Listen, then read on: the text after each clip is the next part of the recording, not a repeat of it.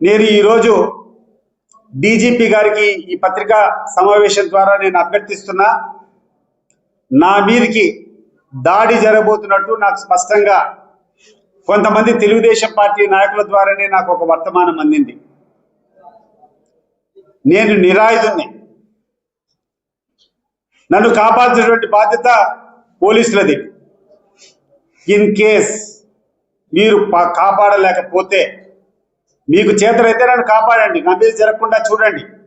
In case జరగకుండా పోతే నా మీద జరగబోయేటువంటి దాడి స్పాన్సర్డ్ బై ఈ రాష్ట్ర ప్రభుత్వం, లోకేష్ అండ్ బీటెక్ రవి. నాకేమైనా జరిగినా సుమోటోగా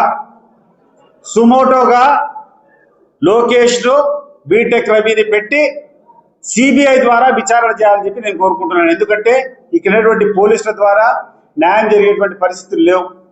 ఈడ పోలీసులు కాదు, పచ్చకండ వాళ్ళు వేసుకొని తిరుగుతాడు. ఇక్కడటువంటి డిఎస్పీ కానీ, ఇక్కడటువంటి రూరల్ సిఐ కానీ, ఇక్కడటువంటి డిఐజీ కానీ వాళ్ళకి పెత్తనం ఇచ్చారు. నిజాయితీ పట్ల అధికారులంతా పక్కన కూర్చొని ఉన్నారు.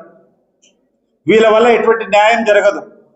నా మీద దాడి జరిగితే, నా మీద ఏ రకమైనటువంటి జరిగినా కూడా ప్రధానంగా ఈ రాష్ట్రంలో ఉన్నటువంటి మంత్రి లోకేష్ను, అదే రకంగా ఇక్కడటువంటి స్థానిక వైఎస్ఆర్ తెలుగుదేశం ఇన్ఛార్జ్ బీటెక్ రవిని సుమోటోగా పెట్టి సిబిఐ ద్వారానే ఎంక్వైరీ జరగాలని చెప్పి నేను కోరుకుంటున్నాను. నా మీద ఏమైనా దాడి జరిగితే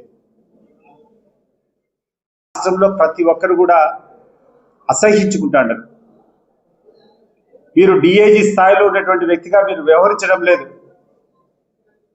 డిఐజీ గారి కంటే నేను ఎస్పీ గారికి కూడా వినవిస్తున్నా, మీకు అంతో ఇంతో మంచి పేరుంది. మీరు చూస్తూ ఇక్కడ జరిగేటువంటి అరాచకాలన్నీ చూస్తూ ఊరుకోవడం చాలా పొరపాటు. తప్పు చేసే వాళ్ళను మందలించాల్సినటువంటి బాధ్యత, తప్పు జరగకుండా చూడాల్సినటువంటి బాధ్యత ఈ జిల్లాలో పోలీస్ అధికారిగా మీకుంది. కానీ మిమ్మల్ని సైలెంట్గా పక్కన పెట్టించుకొని ఇక్కడ ఈ అధికార పార్టీకి తొత్తులైనటువంటి పై అధికారులు కూర్చొని పెత్తనం చెలాయించేటువంటి పరిస్థితులు ఉన్నాయి. కాబట్టి మీరు దయచేసి మీ యొక్క పవర్ మీరు చూపించండి. రాజ్యాంగబద్ధంగా ఒక పోలీస్ ఆఫీసర్గా, ఒక ఎస్పీగా మీరు ఏదైతే వ్యవహారం చేయాలో మీరు ఇక్కడికి వచ్చి దాన్ని చేపించాలని చెప్పి సహృదయంగా మిమ్మల్ని కోరుకుంటున్నాను.